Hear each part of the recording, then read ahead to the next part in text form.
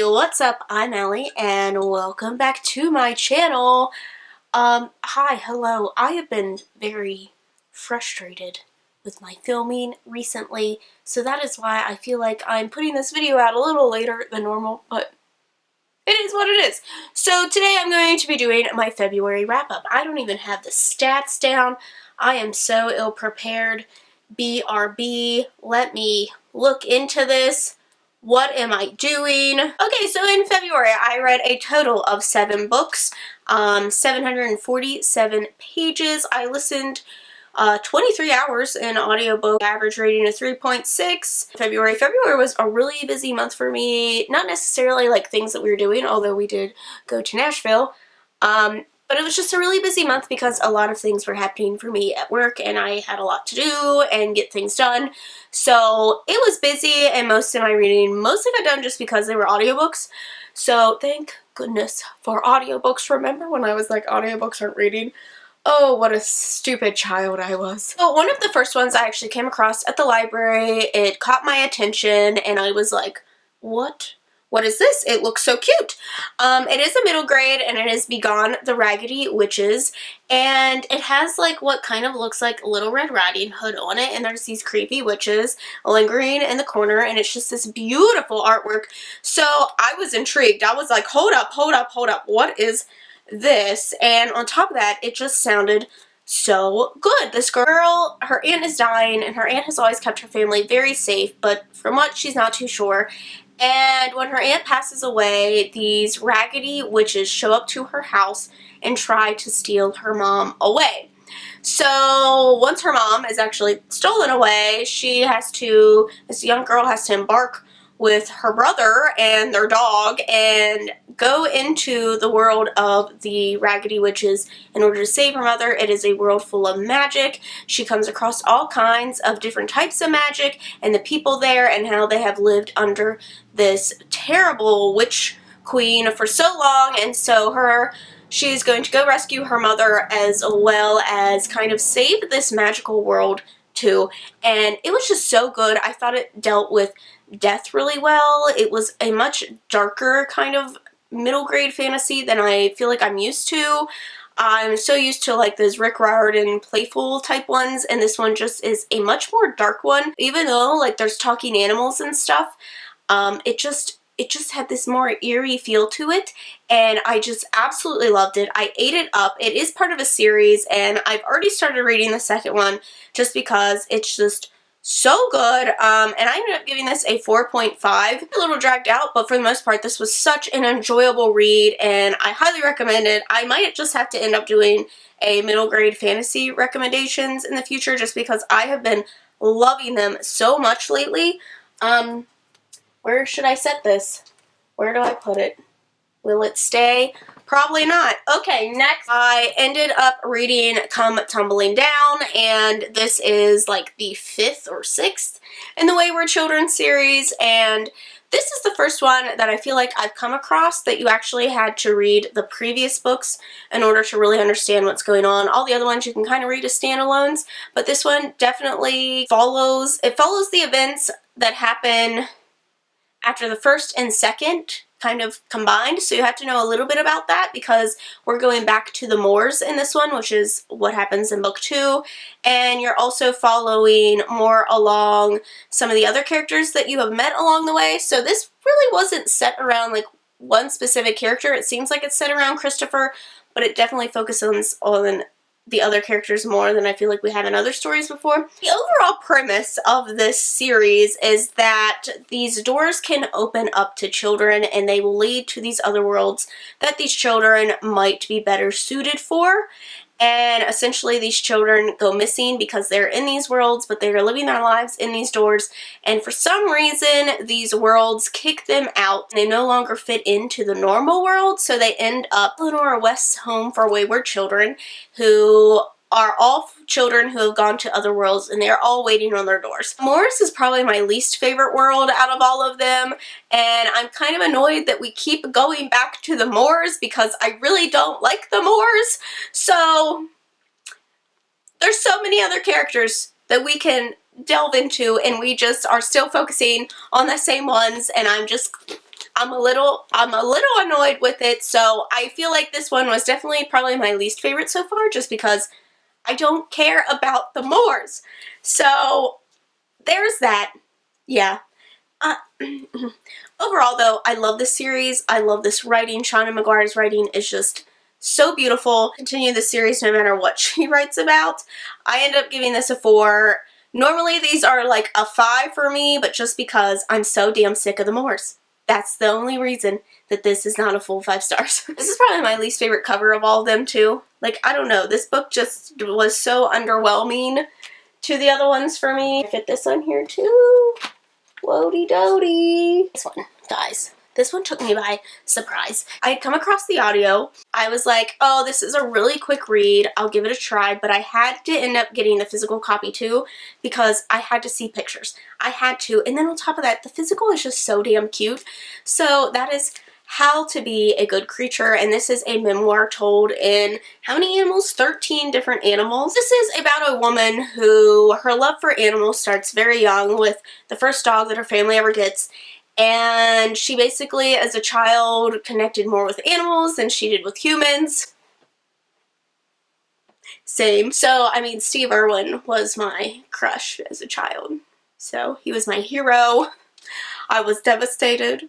I took the day off of school that day. We all know the day. It was a terrible day. So, I was very intrigued by this once it started because I was like, oh, okay, this is awesome. Because not only does she go into the story of how she interacted with these animals, but she goes into a little bit of like kind of facts and details about these animals and how they live.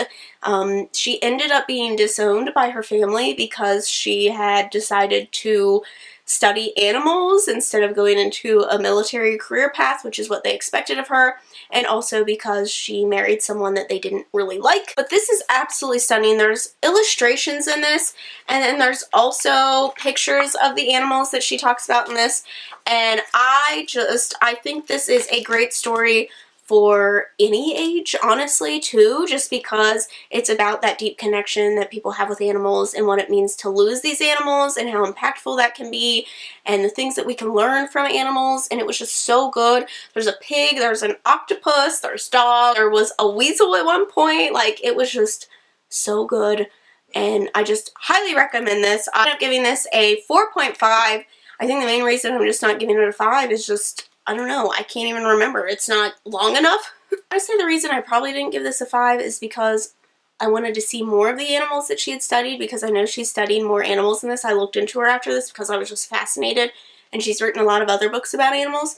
So I think I would have liked more of a variety as well, but again, these tell kind of her storyline and then also through these animals, and it was just so good. Highly recommend. Illustrations, guys. They're so cute. Next, we have Cold Storage. This was my backlist ARC pick. Now, originally I was going to do the Immortalist, but I ended up finding an audiobook of this, so I gave this a try. It did end up hitting a little too close to home with the synopsis. So, this is about a very infectious disease that comes, you kind of get the gist, it's from outer space, and basically it can adapt to anything and can kill you within minutes if it wants to.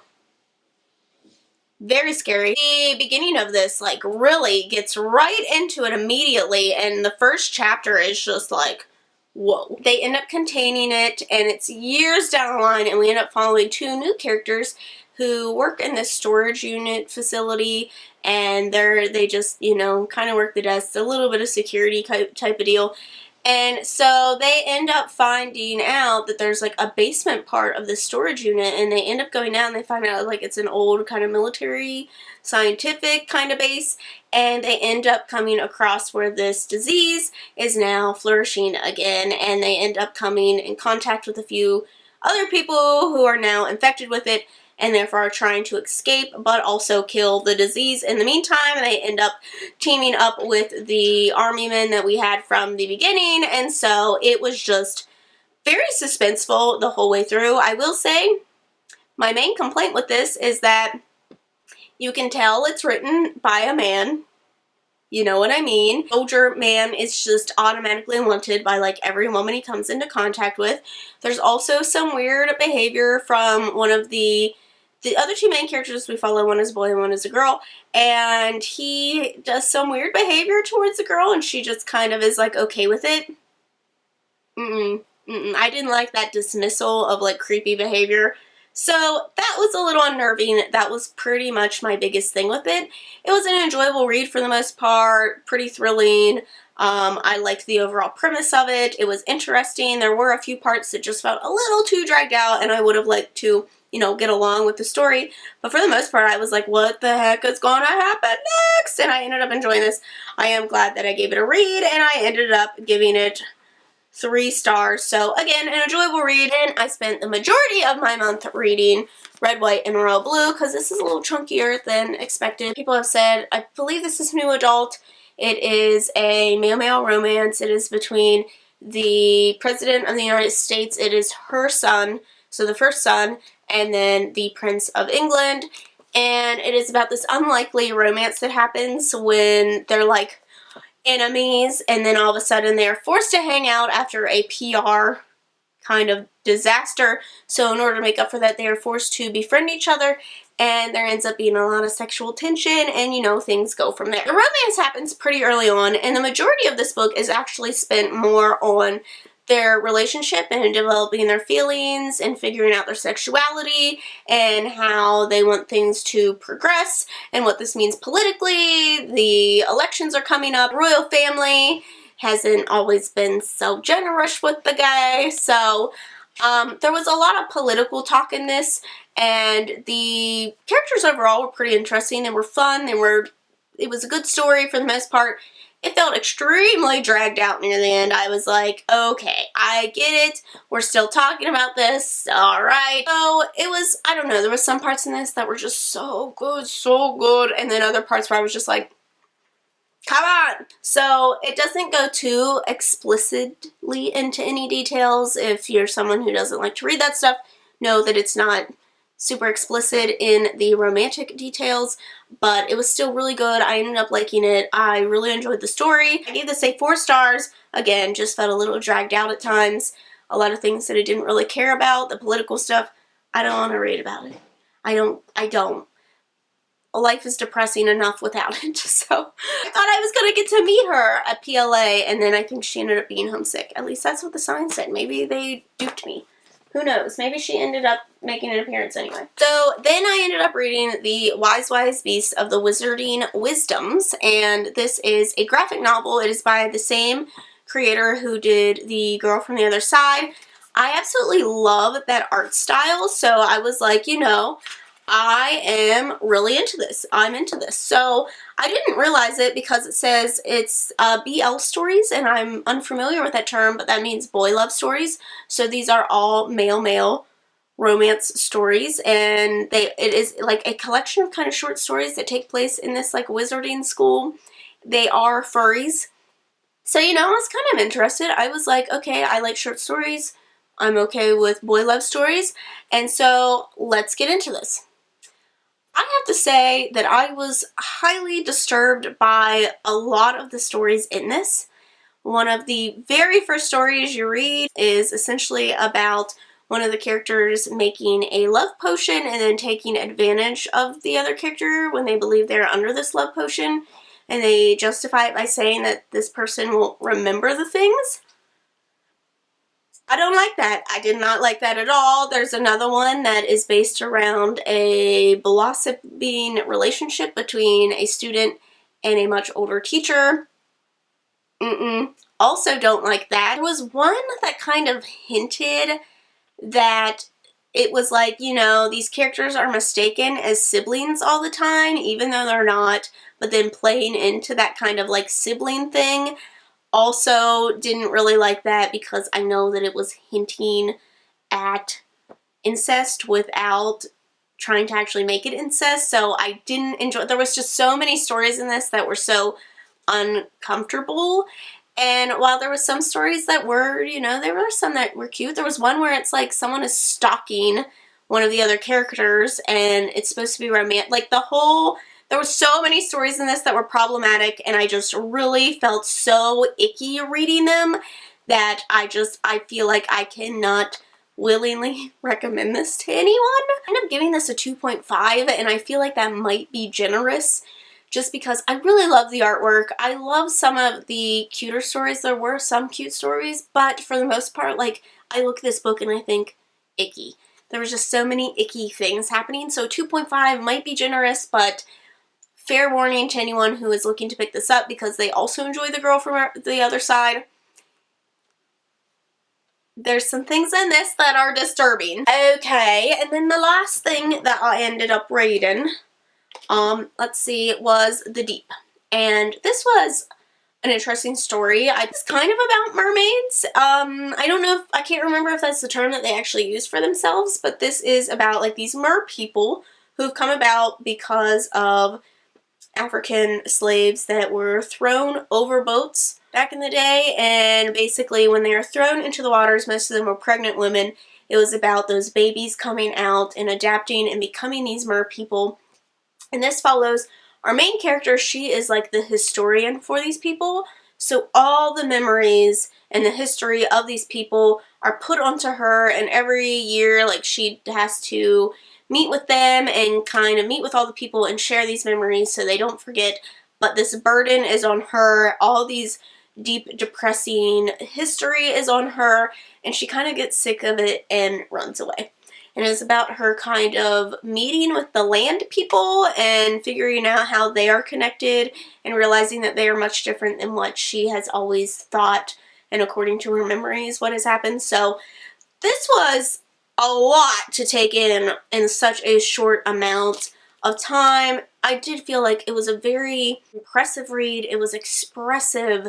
It had this history in it. It was dark, but at the same time there was kind of this like light at the end of tunnel feeling, and it was just very intriguing overall. But at the same time I just like felt so bogged down by all this information and all these things happening, and there just wasn't like enough, I guess, action happening, like things I just didn't understand. So I was a little, you know, at times I was just like, am I too stupid to read this book? Like, what? There were a few parts I had to go back and kind of reread in order to understand what was really going on. The premise of this story, like how it came about, I guess the birth of the story is interesting as well because it's based on a song, and it was kind of how one author interpreted the song and then handed over the manuscript, and then like that person interpreted that story. They say it's kind of based on like a game of telephone, how a story can develop deeper based on like that first given sentence, and once it's passed on, like it takes on a whole new meaning. So I thought that the premise of that, like the birth of that, was really interesting. But overall, like, I don't know, at times it was a deep book, okay? So I give this 4 stars. I do think that it was a really interesting read. Again, deep and thoughtful and thought-provoking and things like that, but at the same time, like, just a little bogged down with information and just depressingness. So, 4 stars. That is all. That I have no room for this. Okay. Please stay. Stay! That is all of the books that I read in February. Overall, it was a pretty successful month. I don't think there was anything that there was that one thing that I really didn't like. So, overall, still a pretty successful month, I think, especially for being as busy as I was. So, hopefully March will be better. We got the Spring into Reading-a-thon happening March 19th. So, you guys can check out my announcement video for that and all the hosts and the live shows and things like that. So, lots of new releases in March, so lots of things happening. I hope that you guys have liked this video. Don't forget to subscribe to see future wrap-ups from me. Thanks for watching, and I'll see you in the next one. Bye!